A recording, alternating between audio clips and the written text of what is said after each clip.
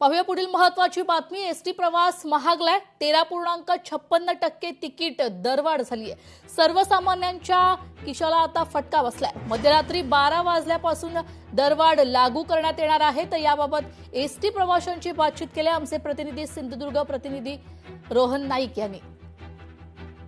ग्रामीण भागातील जीवनवाहिनी अशी असलेल्या एसटीच्या तिकिटामध्ये दरवाढ झालेली आहे। रात्री 12 वाजल्यापासून 13.56% अशी दरवाढ झाली आहे। मी आता आहे सिंधुदुर्गातल्या कुडाळ रेल्वे एसटी स्थानकावर। आपण पाहू शकता एसटी बसेस आहेत, प्रवासी सुद्धा आहे। आपण काही इथल्या प्रवाशांशी बोलणार आहोत। काका, तिकीट दरवाढ झालेली आहे, तुम्ही काय म्हणता? ही दरवाढ जी आहे ती सामान्य माणसांना न परवडणारी आहे आणि वेळोवेळी दरवेळी दर म्हणजे हे वाढत जर राहिलं तर ते शेतकऱ्यांना त्रासदायक आहे। सामान्य माणसाचं उत्पन्न घटत चाललंय, निसर्गही साथ देत नाही आणि सरकारही अशा प्रकारे नागरिकांचं शोषण करत आहे। आम्हाला सवलत मिळते आहे, पण बाकी इतर जी माणसं आहेत त्यांच्या दृष्टीने हे घातक आहे। सध्या दरवाढ झालेली आहे। अशी दरवाढ प्रत्येक टायमा केला तर आम्ही शेतकरी गरीब माणसाने कसा काय प्रवास साध्या करूचा, आम्हाला तर परवडत नाही।